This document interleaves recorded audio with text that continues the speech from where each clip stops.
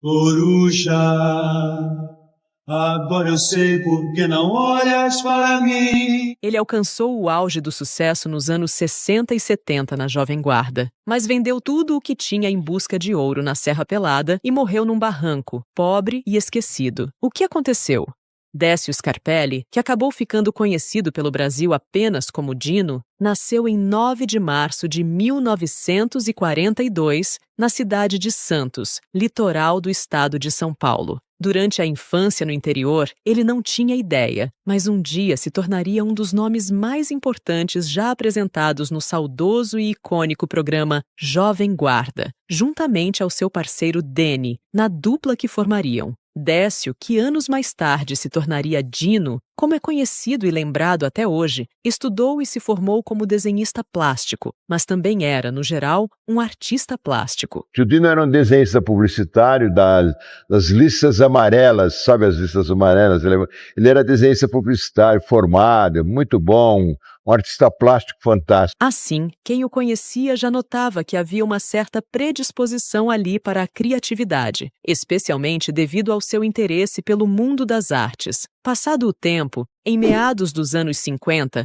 Décio se viu morando em São Paulo, na capital, mas ainda decidiu voltar à sua cidade de origem por volta de 1956. Para Santos, ele retorna com um visual no mínimo curioso e exótico para a época mais conservadora. Chegou aquela figura esquisita, o Dino de colete, um colete vermelho. Naquela época, amigo, colete vermelho era uma afronta, sabe? Pois, empolgado por ter sido apresentado ao rock and roll, Décio decidiu procurar alguém para iniciar um projeto musical com o intuito de fazer músicas naquele gênero, mas logo se deparou com um desafio, o de não encontrar ninguém que pelo menos ouvisse aquele tipo de música que ainda era, de certo modo, novidade no país. Um dia ele chegou lá em Santos com um monte de disco embaixo do braço, querendo tocar, e ninguém curtia música, ninguém tinha eletrola, né, toca-fita, toca-disco, essas coisas lá. Décio, então, precisou ser perspicaz e ter muita atitude para encontrar outro músico com quem pudesse trocar ideias sobre isso. Nessa busca, ele acabou com uma única indicação, que foi para procurar alguém lá pelo seu bairro, pois havia um jovem conhecido como Rodrigues, que parecia ser o único sujeito naquela região que tocava violão e cantava. E aí falaram para ele, olha, o único cara aqui nesse bairro que gosta de música, que tem eletrola e toca violão, e eu vejo sempre ele cantando, é o Rodrigues, ele mora ali na esquina e tal. De repente lá você vai conseguir resolver o seu problema. Esse era ninguém mais, ninguém menos do que José Rodrigues da Silva, que mais tarde acabaria nacionalmente conhecido como Deni. Ao chegar na casa do então Rodrigues, Décio se apresentou completamente estranho, cabeludo e usando um colete vermelho. Quando, segundo Deni, em entrevista ao canal do YouTube Jovem Guarda 50 anos, o filme, a série, com um vídeo disponibilizado em 29 de março de 2023, se mostrou com diversos discos trazidos de São Paulo, dizendo que gostaria de ouvi-los e de mostrá-los para alguém que se interessasse, bem como estivesse disposto a engatar um projeto musical. De acordo com ele, segundo as indicações que recebeu, o tal Rodrigues seria essa pessoa e tinha um estilo parecido com o dele. Deni contou que, na ocasião, estava em casa com seu violão e recebeu Décio. Eu estava sentado na área da minha casa, estava tocando violão, aí eu olhei aquele cara cabeludo, pô, esse cara é diferente, é estranho, quem é? Ele perguntou para mim, ó, eu trouxe uns discos aqui de São Paulo, eu queria ouvir, mas ninguém curte música aqui, me falaram que você gosta, gostaria de ouvir. Mas ao ouvir aquele tipo de música, ele de repente se deu conta de que era aquele gênero que precisava ouvir e que gostaria de cantar mundo afora. Tutti Frutti com Elvis Presley. Eu fiquei alucinado, eu fiquei deslumbrado, era aquele som que eu queria ouvir, era aquele som que eu queria cantar. E foi aí que eu conheci o Dino. Os dois estavam ouvindo o icônico Elvis Presley. Depois disso, ambos se tornaram amigos inseparáveis e, por fim, formaram a dupla que, a princípio, teve o nome de Os Boas Pintas, quando formado oficialmente pouco depois, em 1958. Aí começamos a cantar junto. Como nós íamos ser mais um entre tantos, nós resolvemos fazer a dupla. porque só tinha uma dupla, os VIPs. Aí nós fizemos a dupla, Deni e Dino, no mesmo ano que a gente fez a dupla, apareceu o Leno e Lilian também. Ao fim da década de 50, os dois passam a se apresentar em programas de rádio e em boates da época com o repertório de rock. Até que, em 1965, eles decidem mudar o nome da dupla para como ela ficou mais conhecida, Deni e Dino. Pouco depois, o sucesso desses músicos se mostrou algo absoluto, pois, já em 1966, gravaram seu primeiro álbum e de maior alcance, conhecido como Coruja, gravado e lançado pela gravadora Odeon Records, contendo composições da parceria entre eles, como a faixa que carregava o título do álbum, bem como outras canções conhecidas, como Charada, Só para Não Ver Sofrer e O Estranho Homem do Disco Voador. Estava na praia com meu broto namorando. Devido ao sucesso, eles foram convidados para se apresentar no conhecido programa Jovem Guarda, da Record. Naquele mesmo ano, ainda foram convidados para se apresentar no programa do apresentador Hugo Santana. O sucesso foi tanto que as vendagens da dupla alcançaram a incrível marca dos 2 milhões de cópias na época,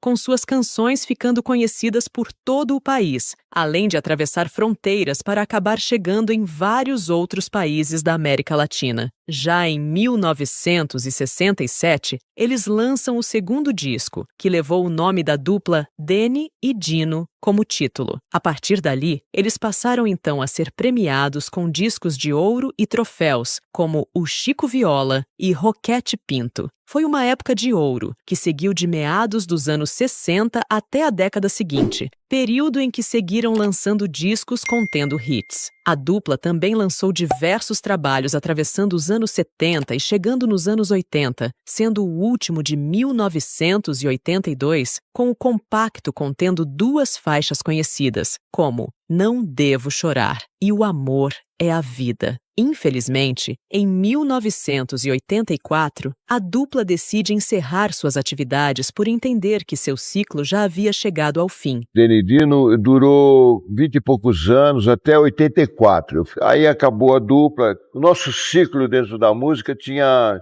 chegado ao fim. Especialmente por terem absorvido bem o auge e entender que o mercado da música, como um todo, estava passando por mudanças. Agora, com cada um seguindo o seu próprio caminho, depois de 26 anos juntos, se contarmos o período de Os Boas Pintas e da dupla Deni e Dino, Deni continuou traçando um percurso na música, enquanto Dino, ao ter conhecimento da febre do ouro em Serra Pelada, no Pará, uma vez que esteve lá se apresentando após o fim da dupla, Ficou deslumbrado com aquilo lá, com a febre do ouro. decidiu vender todos os seus bens, como, por exemplo, uma loja de automóveis, para embarcar nessa aventura. Ele tinha uma empresa de automóvel, vendia carro esporte, Puma. Ele vendeu a empresa dele, ele e o sócio dele, e foram lá para a Serra Pelada, aquela febre da Serra Pelada, lembra? Comprou barranco, investiu todo o dinheiro dele lá. Ao juntar todo o seu dinheiro e o da sua esposa, uma cantora também conhecida na Jovem Guarda, conhecida como Cidinha Santos, decide ir ao Pará, seu novo destino sendo, é claro, a famosa Serra Pelada, uma região pertencente ao município de Curionópolis. A mudança brusca se deu na expectativa de encontrar ouro, especialmente após comprar um barranco para garimpar e fazer valer o alto investimento feito. Mas as coisas não saíram do jeito que Dino esperava. Foram anos dedicados a esta nova atividade. Pelo que se tem conhecimento, Dino acabou investindo tudo, cada centavo que tinha, nessa incessante busca para encontrar tal metal precioso. Mas além de ter desperdiçado seu tempo, dinheiro da família e anos de talento nisso, ainda desperdiçou a sua vida. Eu acho que não foi bom, porque ele perdeu tudo que ele tinha lá, não achou o ouro que ele queria e acabou morrendo lá. Apesar de tudo, do fracasso daquele sonho, Dino ainda viveu para fazer um breve reencontro da dupla entre os meses de setembro, outubro e novembro de 1990, para algumas apresentações. Depois disso, cada um foi para um lado. E por falar em desperdiçar tempo e a própria vida, no dia 15 de julho de 1994, Dino, ou Décio, como era seu nome de batismo, faleceu aos 52 anos, em virtude de um infarto fulminante em Eldorado do Carajás, por onde vivia e trabalhava ainda no Pará, enquanto seguia atuando como garimpeiro, mesmo sem ter encontrado o ouro no qual tanto acreditou desde a tentativa de sucesso na empreitada que se mostrou falha e que havia se iniciado após o fim da dupla nos anos 80. Assim, foi necessário o translado do corpo de Dino para Santos, sua cidade natal, para ele ser enterrado no jazigo de sua família. Na Serra dos Carajás, exatamente. Ele morreu lá.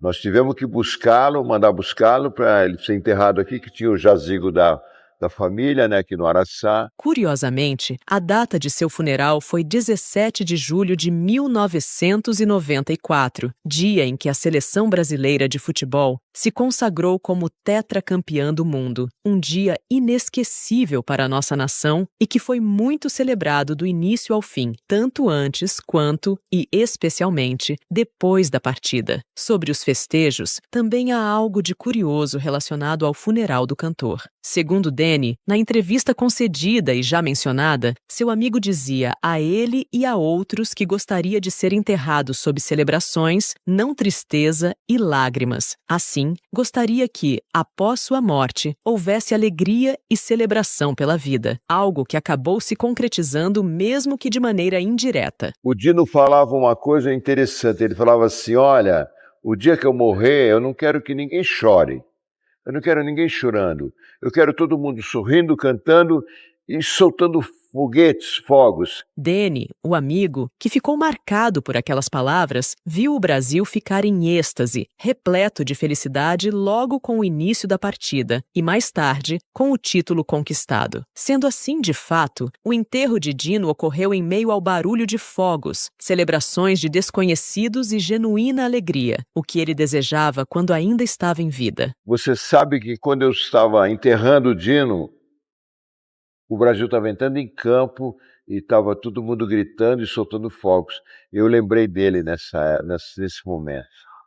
Foi um momento marcante da minha vida. Embora tenha investido todo o seu patrimônio nessa busca ao ouro ao qual nunca encontrou, não se sabe ao certo se Dino faleceu em meio à miséria como alguns sugerem. O que se sabe mesmo é que sua aventura acabou não dando certo, já que ele não encontrou o ouro que mudaria tudo e garantiria a aposentadoria, nem tampouco ficou rico nessa frustrada tentativa que findou custando sua vida. Por outro lado, Danny não só seguiu investindo na carreira artística, como até tentou reviver a dupla com outro músico chamado Elliot Souza Reis, que assumiu o nome artístico Dino em 1996 para a continuação da dupla. Ainda nos anos 90, eles gravaram o álbum Essencial, contendo regravações dos maiores sucessos da ex-dupla, lançados décadas antes. Ao que se sabe, Danny está viajando o Brasil com seus shows até hoje e até fez apresentações em comemoração aos 30 anos da Jovem Guarda. Anos atrás, apresentou programas de rádio falando sobre o cenário do rock e suas bandas dos anos 50 e 60. Ele também costumava viver no bairro Jardim Suarão, na Baixada Santista. Seu grande amigo, por outro lado, como sabemos, partiu de forma precoce, já que faleceu ainda jovem e aparentemente tendo perdido todos os seus bens materiais em prol de algo que nunca se concretizou. Mesmo com todo o sucesso conquistado nas décadas anteriores, o destino de Décio parece não ter sido um dos melhores ou dos mais justos quando pensamos em seu início de carreira e no triste fim, especialmente quando refletimos sobre como os dois se conheceram por acaso e fizeram tanto sucesso depois desse primeiro encontro. Em entrevista, Danny aproveitou o espaço para recordar os bons momentos entre eles, como e quando se conheceram, o sucesso e até a repentina partida do amigo, em um depoimento que pode ser conferido aqui no YouTube. Como se trata de uma dupla antiga, de quando não se havia tantos registros de áudio e vídeo em boa qualidade, é difícil encontrar muitas apresentações da parceria que não seja da sua segunda versão, dos anos 90, com Elliot Souza Reis como o novo Dino da famigerada dupla. Coruja. Sendo assim, há como registro uma gravação de uma apresentação da dupla no antigo programa Clube do Bolinha, no início da década de 80, cantando o sucesso que foi a música Coruja. pensando em só dar ela no lugar. Na ocasião, é possível ver não só o talento de ambos os cantores, bem como a versatilidade e o carisma que eles tinham juntos no palco, algo que justifica toda a fama que obtiveram no decorrer dos anos, mediante a boa música e uma parceria que rendeu excelentes composições, que marcaram época com hits consagrados em apresentações memoráveis, especialmente numa época em que toda aquela geração ainda estava no seu começo, assim, fizeram grandes contribuições de notoriedade à música brasileira. Você já conhecia a história de Dino? Gostava das músicas da dupla? Já comente, se inscreva e deixe o seu gostei.